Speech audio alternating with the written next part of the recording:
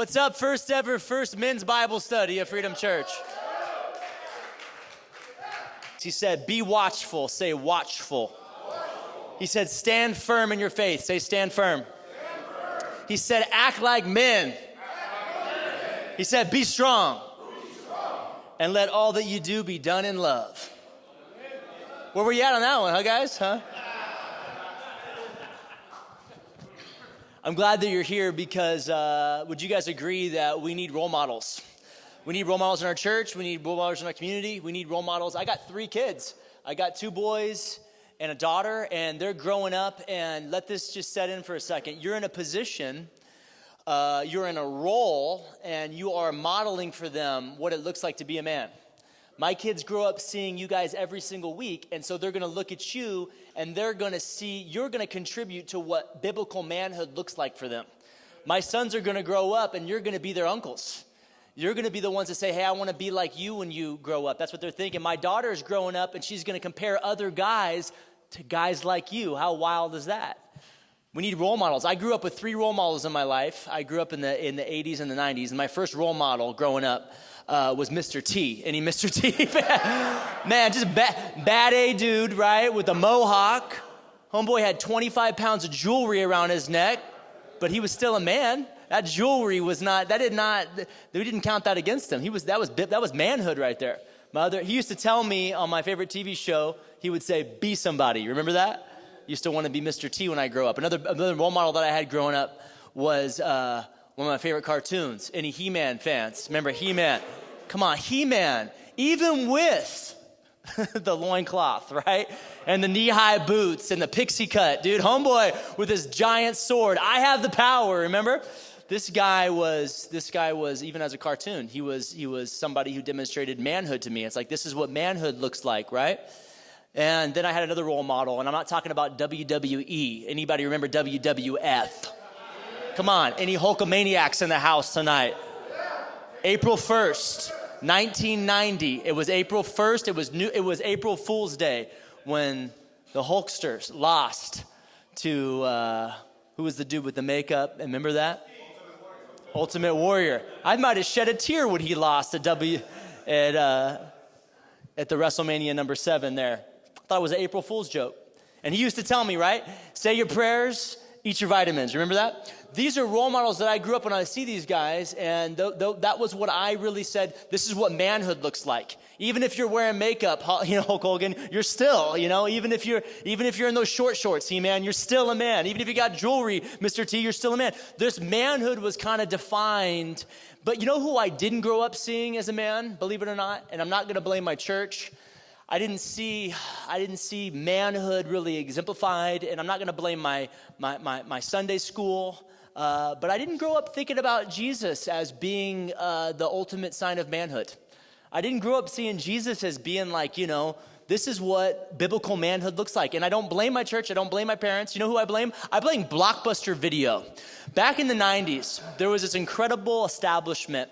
It was a library where you could get, it wasn't a digital library, okay, youngsters? It was an actual brick and mortar library. You went in, ceiling to floor VHS tapes, right? You could go in, I think it was the Dewey Decimal System, I don't know how it works, but there was genres, and in the J's, in the religious section, you walk by and you see all the Jesus movies. And I remember walking through that aisle, and there may have been different movies, different stories, it may have been different times, it may have been different screenplays, but the same dude played Jesus in all of those movies. Same white dude, come on, same blue eyes, same surfer haircut, same, white robe with the purple beauty pageant sash, okay? Same dude played Jesus in all the covers of those movies. And I just didn't look at that guy and see him as, biblical. I didn't see him as manhood exemplified for me, right? Probably because every time I looked at Jesus, he was coddling a little sheep. You guys remember that? He had a little sheep, and he had a little pet sheep everywhere he goes. This is who Jesus was. And I think we need to have a revolution and go into every Sunday school in America and just rip every portrait of Jesus with the sheep off the walls. Because can I just tell you, that's not biblical. Jesus didn't have a pet sheep, okay? He didn't have a pet sheep. He didn't take him everywhere he goes. He didn't have a little lamb that followed him, all right? But we do know that he was the good shepherd. I think the reason why we didn't look at Jesus as ultimate manhood, because I think in the back of our minds we thought, We thought we could beat Jesus up. I think we saw that picture of Jesus and we just didn't, that wasn't what little boys grew up and wanted to be. And yet I want to talk tonight and over the next 4 weeks about how Jesus is the ultimate sign of biblical manhood. Would you guys agree that there is no man like Jesus? Would you guys agree that, and when we talk about these 5 things, about being watchful on Jesus's watch, we talk about standing firm in our faith. This is Jesus. When we talk about being strong, acting like a man, doing everything that we can in love. If you want to take out your notes, go to the Freedom Church app. And if you go to the homepage, there is a little place that you can take notes. You click over My Dead Body Bible Study, and it will come up little fill-in notes that I prepared for you guys. It has these 2 passages of scriptures that we're going over tonight, and it has these 5 elements of being a man. Number 1, be watchful. Number 2, as you're filling in the blanks, it says stand firm in your faith. Number 3, come on, this is out of Corinthians 16, and we're going to hit these over the next 4 weeks together. It says be strong. Number 4, act like men. That doesn't mean just don't act like a woman. It means just don't act like a boy. It means act like a man. And then lastly, do everything that you do in love. Be watchful. Be watchful, what does that mean? It means if you're going to be a man, you're going to have to take responsibility for somebody other than yourself. Boys, they only take responsibility for themselves. When they grow older and they become men, their eyes just not on themselves, but they're on others, and you're watching. You're keeping an eye out, right? You're thinking, if anything comes through that door tonight, I'm going to be the one that stands between this person and my family. Standing firm. We have an example of what it looks like to stay grounded and firm. We have Jesus who stands with us. He stands for us, and he stands against everything coming after us. We have a biblical command there to be strong. Would anybody agree that there's no name stronger than Jesus? There's no name above his name, that he is the definition of strength, right? It says act like a man. Not just don't act like a woman, but don't act like a boy. What does it look like to grow into manhood? I think we have an issue with extended adolescence in our culture, and we need role models to say, this is what it looks like to be a man. What do you think?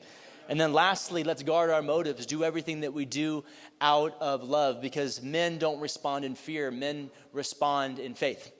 In John chapter 10, we see Jesus having a face-off with his best friends, the Pharisees. I'm obviously just kidding about that because they're not Jesus' best friends. This is every single time Jesus and the Pharisees are in the room together, it gets heated. And Jesus is talking to them about their spiritual blindness. And he just can't get them to see. And he brings this story. He says, very truly I tell you, Pharisees, anyone who does not enter the sheep by the gate, enter the sheep pen by the gate, but climbs in by some other way is a thief and a robber. The one who enters by the gate is the shepherd of the sheep. The gatekeeper opens the gate for him, and the sheep listen to his voice. He calls his own sheep by name, and he leads them out. When he has brought them out all on his own, he goes ahead of them, and the sheep follow him because they know his voice. But they will never follow a stranger. In fact, they will run away from him because they do not recognize his stranger's voice. This is Jesus' rebuttal. This is how Jesus is trying to explain to the Pharisees why they're so spiritually blind. He's like, you want to understand church? You want to understand my relationship with people? You want to understand how God looks at his creation and his people and the dynamics? Just think of like a shepherd and a sheep pen. But listen to what it says in verse 6. Jesus used this figure of speech, but the Pharisees did not understand what he was telling them. The Pharisees were not able to figure out what Jesus was saying, and even we can understand this. I mean, we've never probably spent too much time with shepherds, but if you can picture this, they sure as heck should have got it.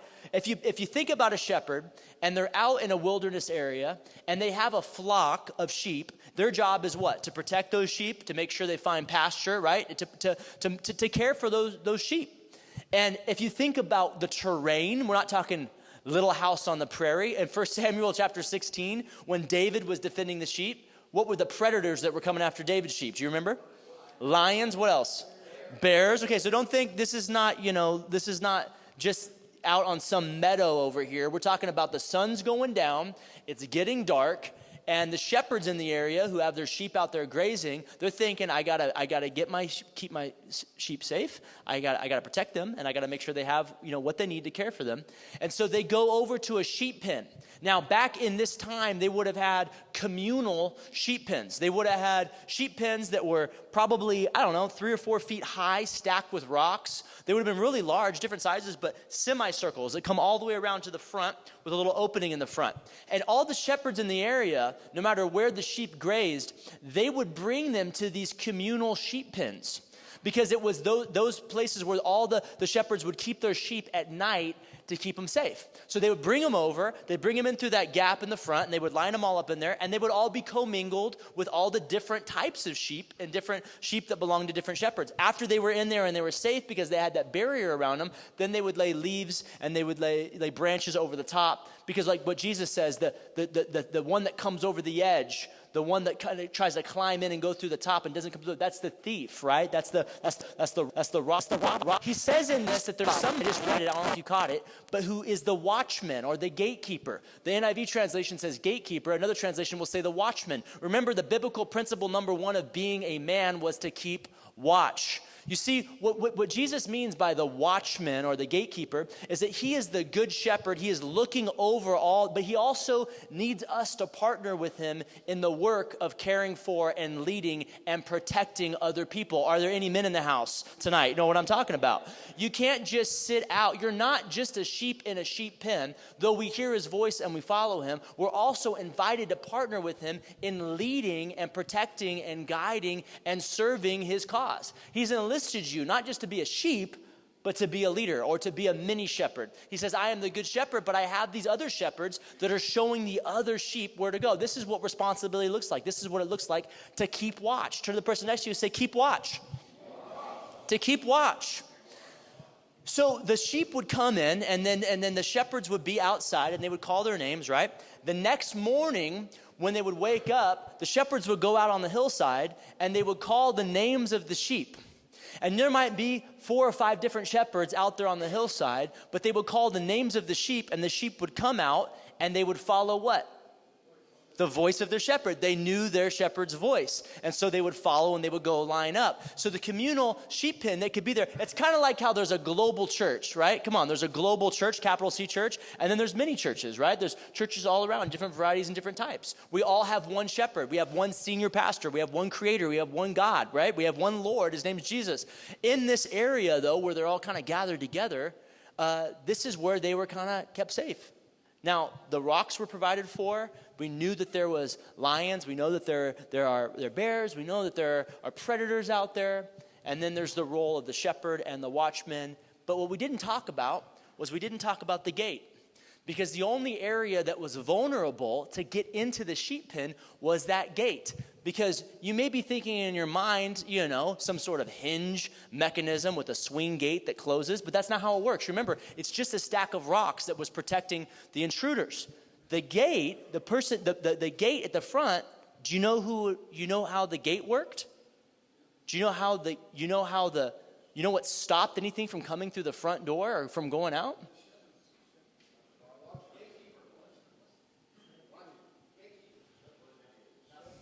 Jesus looked at these Pharisees, trying to explain to him the heart of being a shepherd. And he finally just had to get down to the function so that they could understand. He goes, not only am I the good shepherd, because me and the Father are one. So I got 2 roles going on. Me and my deity as God. I am with God. I am one. So I am the great shepherd. But at the same time, there's another area here in which I function. Frustrated with them. He's like, you just don't get it. So he just comes out and he says it. Jesus used this figure of speech, but the Pharisees did not understand what he was telling them. So he just says, therefore, Jesus says again, very truly, I tell you, I am the gate for the sheep. He says, I am the gate. I'm the one who stands in the gap. I'm the one who sleeps, if I have to, right there in that gap. I'm the one who protects you from the outside and the inside. He says, all who have come before me are thieves and robbers, but the sheep have not listened to them. I am the gate, he says it again. I am the gate. Whoever enters through me will be saved. They will come in and go out and find pasture. Anybody grateful for a good shepherd who is the gate tonight? They will come in and go out and find pasture. The thief comes only to steal, to kill, and to destroy. I have come that they may have life and have it to the full. I am the good shepherd. The good shepherd lays down his life for the sheep. We got a shepherd who's got his eyes on the whole entire hillside. And we got a guardian standing at the front. who's saying, all of you who belong to me, you're on the inside. There may be people trying to crawl over the wall. There may be lions out there. There may be bears, but there is an enemy. His job is to try to kill, to steal, and to destroy your life. But I'm going to let you know, I'm the guy. I am not just the good shepherd, but I am the gate to the sheep. I stand in the gap. And that means if he's going to get to you, he's going to have to come through me. You want to kill and to steal and destroy them, you're going to have to come through me, AKA over my dead body. If you want to get to them, you're going to have to come through me. Anybody grateful that there's a God who says, I will lay it down. I will stand in the gap. You're not going to get through me, because who is better on watch than Jesus? Who's going to challenge the watch of the God whose eyes are always on you, who's seen you every step of the way in your journey? Who's going to challenge his watch? There's nobody who's been watching after you like him. Who's going to challenge the standing firm in the faith? Is there a biblical manhood example better than Jesus who would stand firm no matter what came against him? He stands for us. Come on, he stands with us, and he stands against anything that tries to get through you and to you. Anybody want to challenge the strength of Jesus? Does anybody want to challenge the one who says, I will willingly lay down my life for them, Father? I will willingly go to the cross. You don't have to put this on me. I will willingly do this for them, trusting in strength. What about acting like a man? Do you think Jesus acted like a boy? Do you think Jesus is an example of what it looks like to grow up? If being the difference between being a boy and being a man is responsibility, how about the Jesus who says, I will take responsibility for them and for them and for them and for them and for every person on this globe. I will take responsibility to the point of leaving heaven to come rescue them. I will take responsibility for everybody. Even if they don't choose me back, I will still take responsibility for them. Does anybody want to question his love, his motive? Does anybody want to question the God who would say, I love them this much that literally over my dead body, no weapon formed against them is going to prosper. Nothing is going to snatch them from my hand. If I'm for them, nothing can be against them. Will you stand to your feet in this Bible study room, first Bible study, Men of Freedom Church? We can't make this a long night. We're going to break in groups right now.